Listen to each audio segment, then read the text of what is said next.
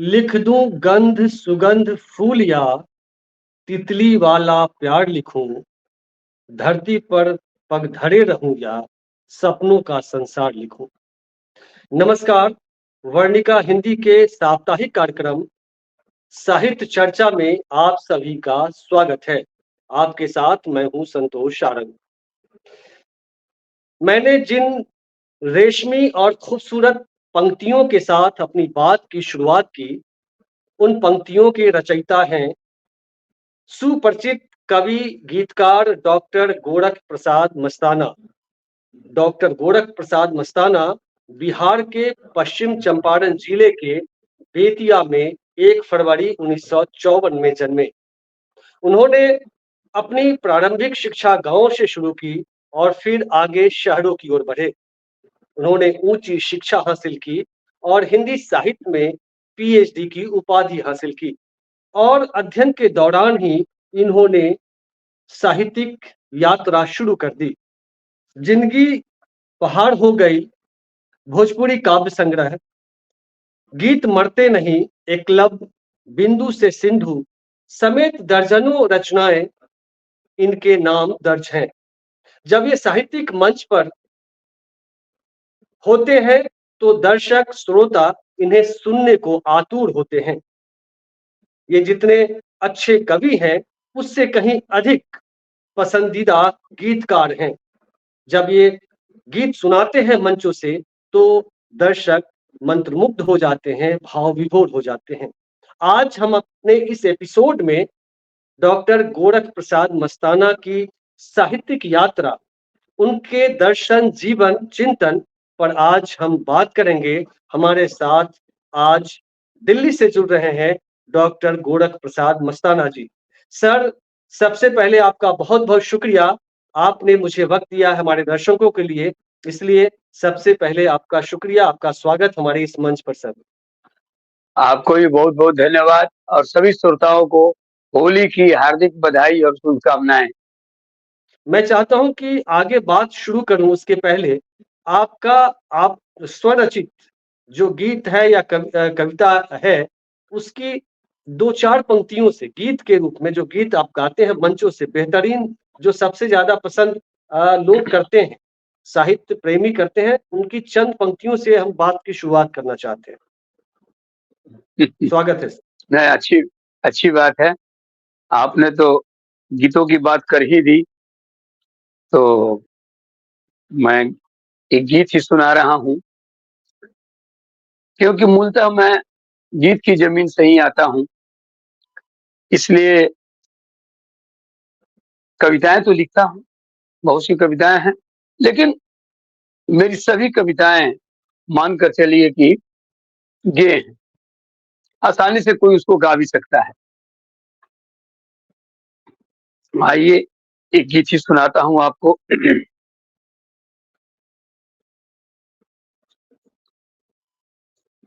मौन फूल पत्तियां मौन है, मौन फूल पत्तियां मौन है, मौन लगे हैं बनुपवन, वंशी चुप है जमुना तट चुप, मौन लगे मन का मधुबन, मौन लगे मन का मधुबन। लाली सहमी सहमी नभ की बिहग वृंद का गायन गुम, जब से शासन ने जनता को कहा आपके बदले तुम, जन मन अनजाने भय में है बड़ा कठिन लगता जीवन, वंशी चुप है जमुना तट चुप, मौन लगे मन का मधुबन। नेह गेह में लगा हुआ है नफरत का दरवाजा, अपनेपन की हर खिड़की का बिखरा लगे सिराजा, रोशन दान बंद बुद्धि का, कैसे घर में रहे अमन। वंशी चुप है यमुना तट चुप, मौन लगे मन का मधुबन। सुने राजधानी का रुदन, लोकतंत्र की आहें, राजा रानी सरिस कथा को, कैसे भला सराहें। लहू लहू अभिलाषाएं, दर का विश्वासों का दर्पण। वंशी चुप है यमुना तट चुप, मौन लगे मन का मधुबन। और अंतिम मन देखें कि तारों के अधरों पर चुप्पी, गुमसुम लगता चंदा। चंद्र ज्योत्सना के आनन का, रूप तेज है मंदा। ताल चलैया मौन पवन के, विहसन पर भारी क्रंदन। वंशी चुप है यमुना तट चुप, मौन लगे मन का मधुबन। मौन लगे मन का मधुबन। बहुत बढ़िया सर।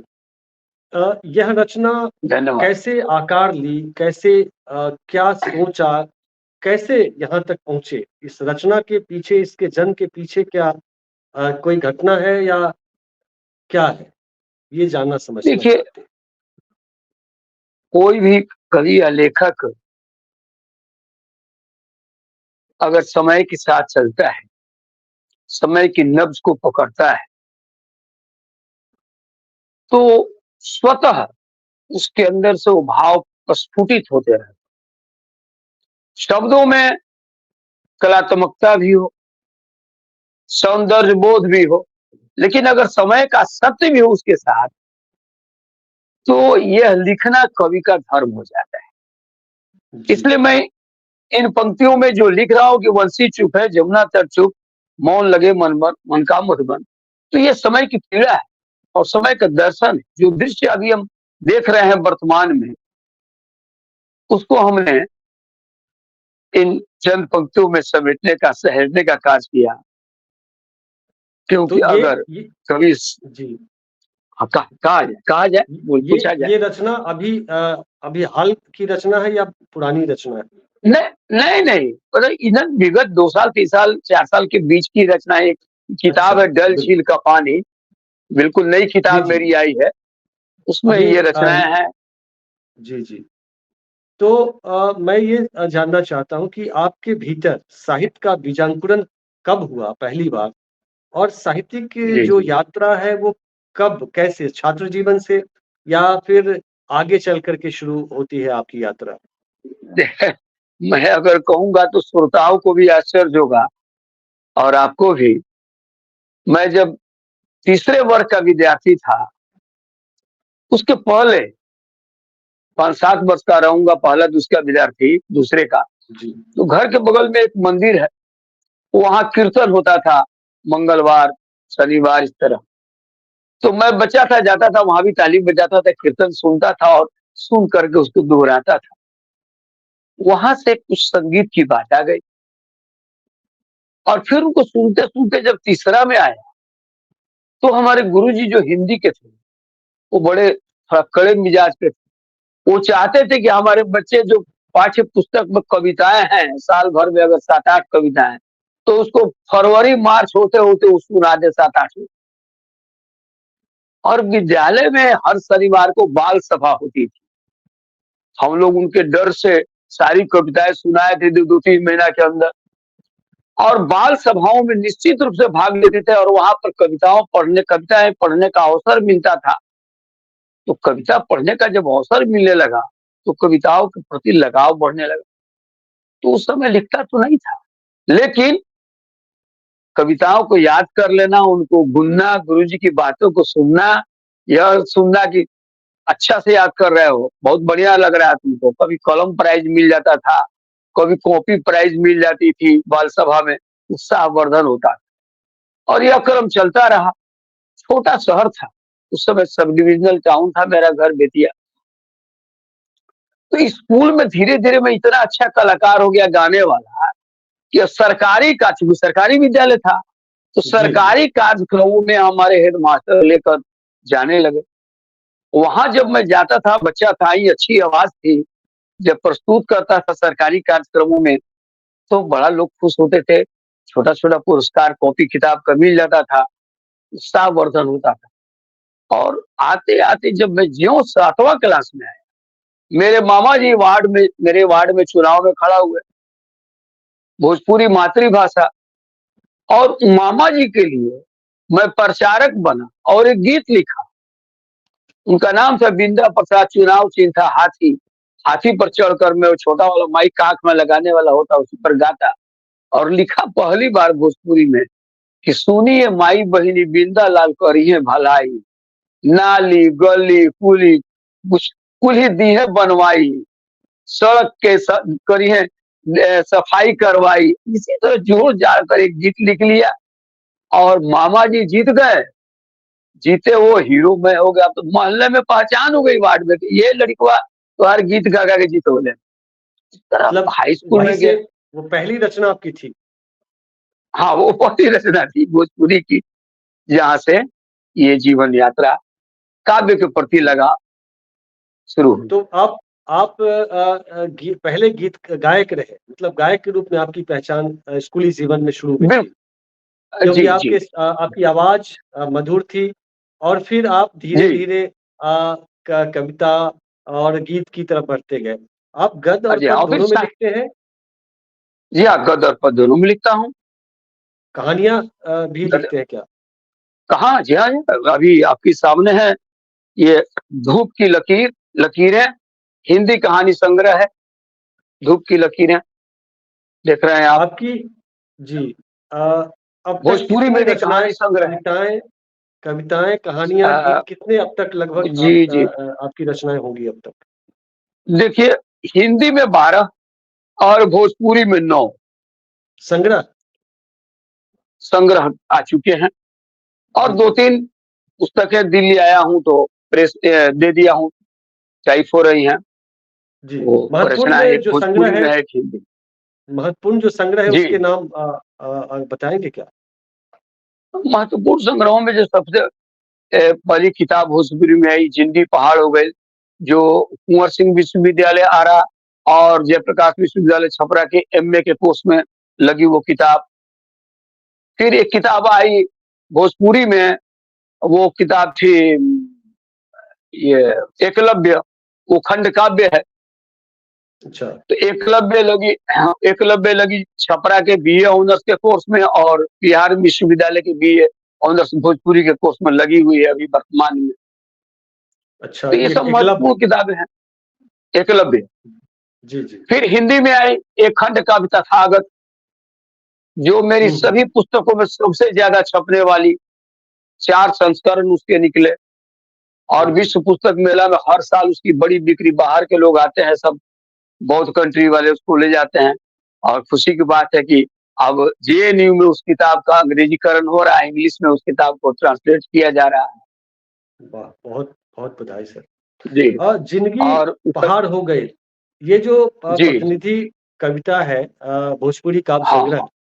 की, हाँ, हाँ। ये इसमें क्या आप कहना चाह रहे हैं? लेखक क्या कहना चाह रहा है? ज़िंदगी पहाड़ कैसे हो गई? इससे देखिए, तो उसमें है क्या कि अ, जैसे जी, मैंने जीवन के जीवन में जो दुख-सुख के भाव हैं, मैं चूँकि उन सभी स्थितियों से गुज़रा, बहुत साधारण परिवार से, तो जी, उसको मैंने अनुभव किया और फिर जब बड़ा हुआ, तो जो मैंने अनुभव किया, देखा समाज में मेरे जैसे बहुत लोग हैं, जो उन कष्ट को, उस पीड़ाओं को सह रहे हैं, देख रहे हैं। तो मैंने देखा कि बहुत से ऐसे लोग हैं, जो पहाड़ जैसे जीवन में ही अपना समय बिता रहे हैं। तो मैंने किताब का नाम रखा। और तो ऐसी बात नहीं है उसमें सब साहित्यिक रचनाएँ हैं, लेकिन कुछ रचनाएँ ऐसी ज़रूर हैं, जो मानवीय पीड़ा को व्यक्त करने वाली हैं। बिल्कुल, इस जिस पढ़ने से दृश्य दिखाई देने लगता है। इसकी 2-4 पंक्तियाँ अगर स्मरण में हो, जिंदगी पहाड़ हो गई, अ, अब तो नहीं है स्मरण स्मरण में। में तो नहीं है। चलिए हाँ, कोई बात स्मरण नहीं। पुरानी जी, पुस्तक है। आप उस इलाके से आते हैं जिस इलाके में गीतकार, मशहूर गीतकार जी, जी। नेपाली जी हुए, हाँ, बिल्कुल मेरे पड़ोसी तो थे। उनका प्रभाव भी आप पर है क्या? आपकी रचनाओं पर, आपके हम लोग चिंतन हम और हम लोगों तो उनसे संपर्क कभी नहीं हुआ। लेकिन अब ज़मीन की खूबी कहिए कि गोपाल सिंह नेपाली के बाद विमल स्थानी हुए, तो उनसे संपर्क रहा, उनसे मैं कविताएँ सही कराता था। वहीं पर गीतकार के रूप में दिनेश भ्रमर जी हुए, दीपक कंथोरी जी हुए, तो ये गीतकार लोग थे वहाँ। तो इन लोगों से मैंने अभी भ्रमर जी तो जीवित हैं, लेकिन राजस्थानी जी और दीपक जी नहीं है। तो ये सब गीतकार थे, इनके संपर्क में मैं रहा, सुनता रहा, गुनता रहा और फिर मन ही मन कुछ-कुछ बुनता रहा स्वयं, कविताएँ, गीत बनते चले गए। लेकिन मैंने काम जी, किया भोजपुरी और हिंदी में। उपन्यास भी मैंने लिखा है हिंदी में, कौन-सा? खंडकाव्य भी अभी उपन्यास का नाम है धरती से धरती मिली, हिंदी उपन्यास जी, जी। पहला? है। इधर इधर एक हाँ, पहला उपन्यास है। भोजपुरी में उपन्यास वही आया हूँ, दिल्ली तो छप रही है, पहुना। वो हुँ, भी सामाजिक चेतना की किताब है पहुना, जी, तो जी। वो छप रही है। अभी टाइप कर रहा है वो लड़का जो जिसे जब टाइप कराते हैं, फिर उसके बाद प्रेस में वो किताब जाएगी। तो हिंदी में एक हो गया उपन्यास, एक ये भोजपुरी में उपन्यास आपके सबके सामने ही जल्दी ही है, रचना आने वाली है। फिर हमारा एक महाकाव्य इधर आया है, ये यहाँ है, दिखाता हूँ आपको, पुण्यपथी। पुण्यपथी पुण्यपथी। जी। जी, जी। तो इसमें ये श्रवण कुमार पर आधारित, क्योंकि पितृ पितृ श्रवण पितृ कुमार मातृभक्त श्रवण कुमार। जी, पितृ-मातृ श्रवण कुमार पर लोगों ने पता नहीं क्यों, अब सामाजिक बनावट की बात है, आज भी मातृ-पितृ भक्त के रूप में श्रवण को जो स्थान प्राप्त है, वो स्थान किसी भी ऐतिहासिक पात्र को प्राप्त नहीं है या धार्मिक पात्र को प्राप्त नहीं है, मातृ-पितृ भक्त के रूप में। और ऐसे पात्र को बड़े-बड़े जो महापंडित कहे जाते हैं, लेखक लोग, कवि लोग, उन्होंने श्रवण पर किताबें नहीं लिखी। नाटक-कुटक 2, 4, 5 मिला जो हमने इकट्ठा किया, सबको पढ़ा और मैंने ये इस पुस्तक को लिखने का कार्य किया, क्योंकि वो उपेक्षित पात्र है। समाज के जो सामाजिक बनावट है, उसमें वो उपेक्षित समाज से आते हैं। जी, ये इतिहास है। उसमें नहीं जी। लिखा है तो मैंने उस विषय को उठाया, उस सब्जेक्ट को उठाया और लिखा। अ, ये भी जी, किताब काफ़ी पॉपुलर हो रही है। जी, जी। सर वैसे तो किसी भी लेखक, कवि के लिए उस सबसे बड़ा सम्मान पाठकों का प्यार होता है। लेकिन इसके जी हाँ, जी। बावजूद लेखक की रचनाओं को विभिन्न संगठन या सरकार के द्वारा भी सम्मानित किया जाता है। आपकी जी, रचनाओं जी। को भी कहीं से सम्मान मिला है सर? जी हाँ, भोजपुरी में बिहार सरकार ने भोजपुरी अकादमी सम्मान दिया, 21,000 रुपया दिया और जो सम्मान राज्यपाल के हाथों मिला, वो मिला बिहार सरकार से।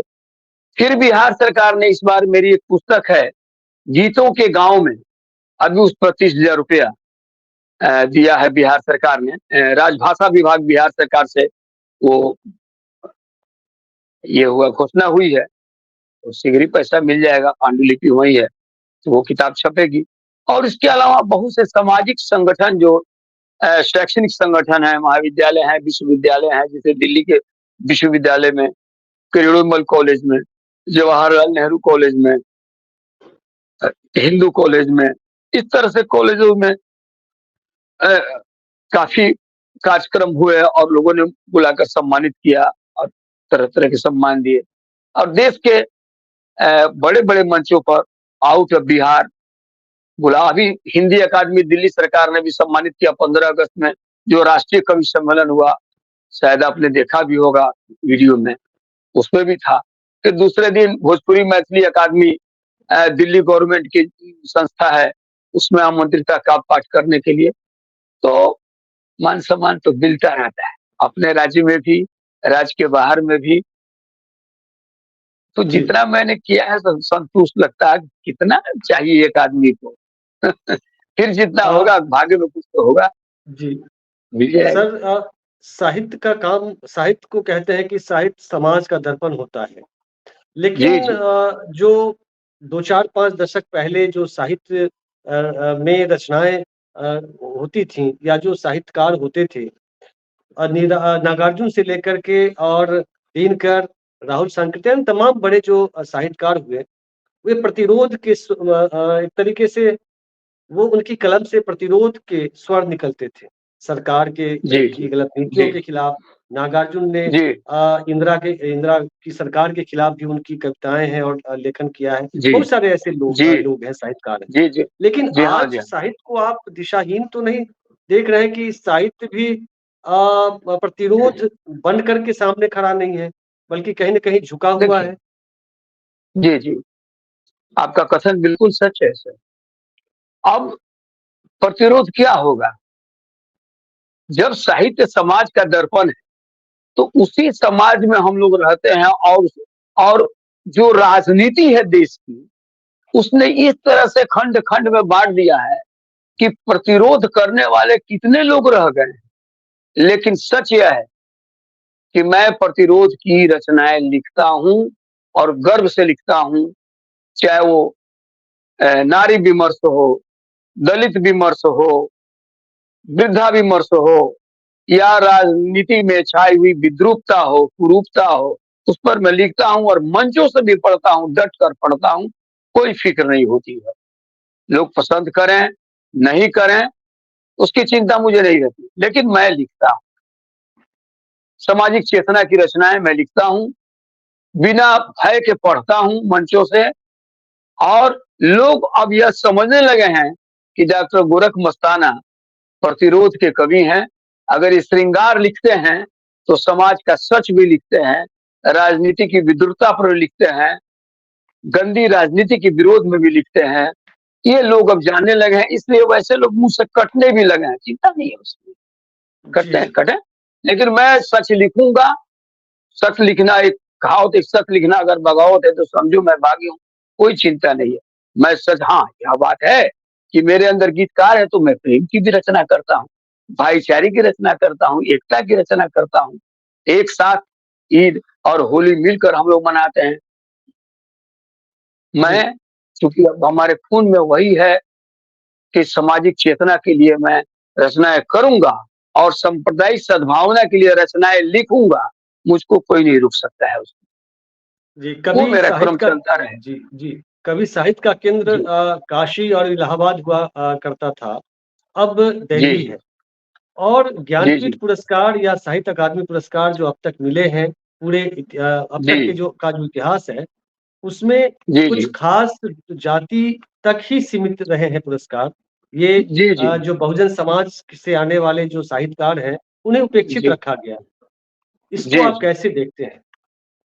तो देखते क्यों हैं वही ऐसा जो मैंने आपसे हुआ? पहले मैं देखिए, सवाल है कि जब देश आज़ाद हुआ, तो दिल्ली में नेहरू जी के मंत्रिमंडल में शिक्षा मंत्री जो बने और दिल्ली के जो मुख्यमंत्री बने, पंत जी का वर्चस्व हो गया शिक्षा से लेकर और राज्य की राजधानी तक का। उन लोगों ने क्या किया? साहित्य अकादमी की स्थापना की, ज्ञानपीठ की स्थापना की, सब अपने लोगों को बैठा दिए। उसमें बहुजन लिखते कितना थे? बहुत कम। और जिन लोगों ने लिखा भी, शैलेंद्र ने लिखा, रामविलास शर्मा ने अपनी समीक्षा में शैलेंद्र के बारे में बहुत अच्छी-अच्छी बातें कही। यद्यपि बहुत देर से कहे, लेकिन कहे। और ईश्वरनाथ ने लिखा, नहीं मिला ज्ञानपीठ, नहीं, लेकिन जनता का प्यार, जनता में उनका आदर, ये सब कुछ किसी भी ज्ञानपीठ और किसी भी साहित्य अकादमी के पुरस्कार से अधिक बड़े पुरस्कार हैं। रेणु को लोग जानता है, लेकिन साहित्य अकादमी पुरस्कार पाने वाले कितने लोगों को मिला ना अपने बिहार में? रमेश नीलकमल को मिला साहित्य अकादमी का पुरस्कार। कितने लोग जानते हैं रमेश नीलकमल? अंग्रेजी के प्रोफेसर है, लिखा उन्होंने एक कविता उनकी आई, सारा लोहा तुम्हारा धार मेरी, जो उनकी कविता है। उसके बाद किसी कविता का नाम बता दीजिए जो लोगों को याद हो। नहीं है। तब रहा कि भाई अब उनकी पहुंच पकड़ है, हो गया, उसकी चिंता नहीं करेंगे। हम लिखेंगे कि क्या चाटुकारिता पर लिखना, रोटी की कथा लिखो भाई, काले धन पर मारो कुठार, निर्धन की व्यथा लिखो भाई, कोई महलों में चमके, हम टूटे घर पार पे लिखेंगे, हम टूटे घर बार पे लिखेंगे। तो जिनको महलों में रहना है रहें, नहीं लिखना है झोपड़ी पर मत लिखें, लेकिन गोरख मस्ताना लिखेगा। मेरा साहित्यकार, अगर मैं नहीं लिखूं तो मेरा साहित्यकार ही मुझे गलानी से भर देगा। जी। आनंद है उसका। राजनीति पर आपकी कोई कविता या गीत है क्या? राजनीति पर कटाक्ष करती हुई कविता, वर्तमान राजनीति पर। अरे राजनीति पर कटाक्ष करती हुई कविता तो थी, लेकिन यहाँ अभी है नहीं, इसीलिए अच्छा, जो अच्छा। किताबें हैं यहाँ, हाँ, है तो जरूर। देखिए, एक कविता है सांप, सुनाता हूँ जी। कि मणि है तो क्या हुआ, वह सांप है तो सांप है। मणि है तो क्या हुआ, वह सांप है तो सांप है। दूध पीता है भले वह, मृत्यु का आलाप है।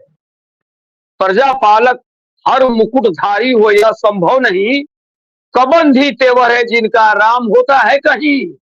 बांटता भयजोड़ निरीजन, बीच वह अभिशाप है। मणि है तो क्या हुआ, वह सांप है तो सांप है। वाणी में विष भरा जिसके, कम कहा वह नाग से, उसकी भी जय जय हो, ये तो मित्रता है आग से। अहरनिश स्वयं को बचाएं, रखें वह संताप है। मणि है तो क्या हुआ, वह सांप है तो सांप है।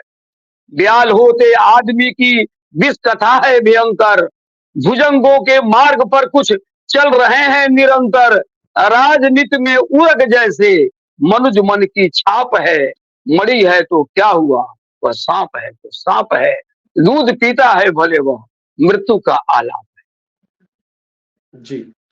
सर, आप एक कवि के रूप में आपको वर्तमान समय में वे कौन से विषय है, कौन सी चीज है जो सबसे ज्यादा कचोटती है, जो सबसे ज्यादा झकझोरती है अभी वर्तमान सामयिक संदर्भ में अगर हम देखें तो, जिस पर आपने देखिए, अभी तक लगता है कि इस पर लिखा जाना चाहिए? और जी जी हाँ, जी हाँ, लिखा जाना चाहिए, एकदम बाकी है, नहीं लिखा जा रहा है।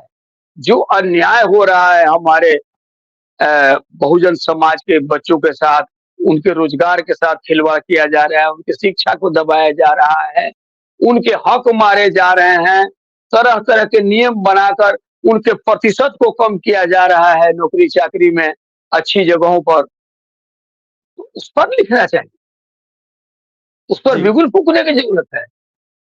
नारियों की जो स्थिति है समाज में, उनको अंधविश्वास में फंसाया जा रहा है। खास करके बहुजन समाज की नारियों का 75% भाग जो है सो पूजा पाखंड में पड़ा हुआ है।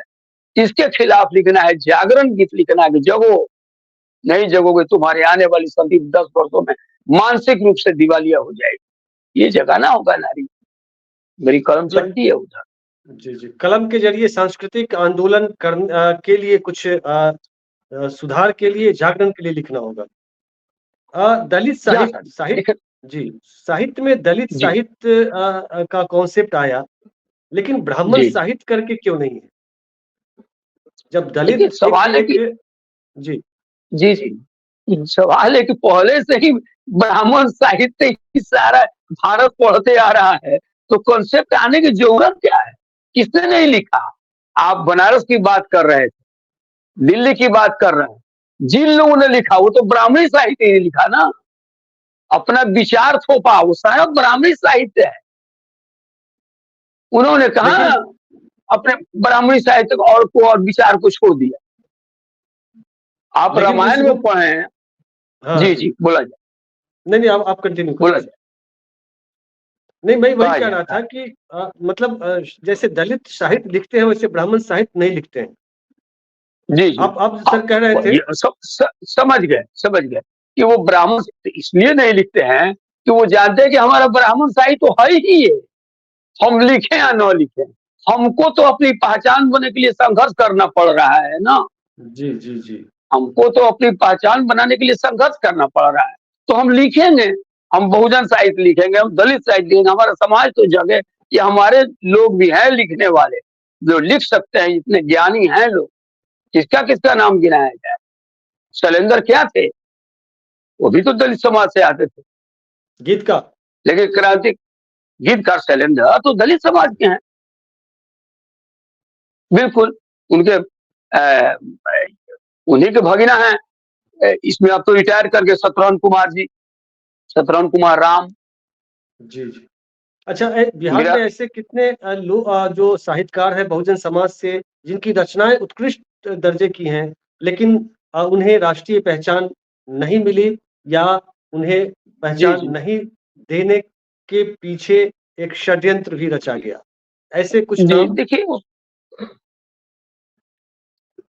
अब जैसे एक तो रामधारी सिंह दिवाकर दिखते हैं मुझे, 7-8 हाँ, उपन्यास लिखने दिवाकर के जी तो बाद भी। नहीं, दिवाकर जी तो जीवित हैं, लेकिन जितनी उच्च कोटि की उनकी कहानियाँ होती हैं, उनकी कहानियों को अगर पढ़ा जाए, तो वे कहानियाँ रेणु की कहानियों की तरफ जाती हैं।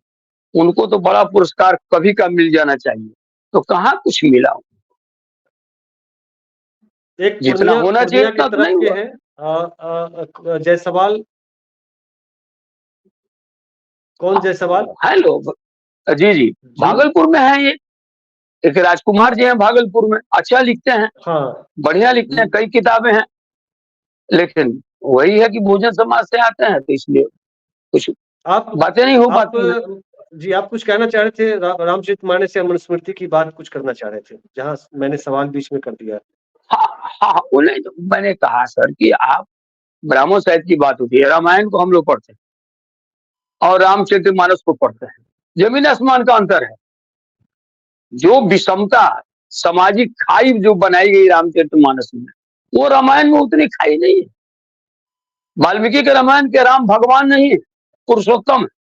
लेकिन यहाँ आकर भगवान हो जाते हैं और फिर ऐसा बिछाया जाता है जाल कि आज देख ही रही क्या हो रहा है पूरे देश में। फिर हम लोग चिंता नहीं करते हैं उससे।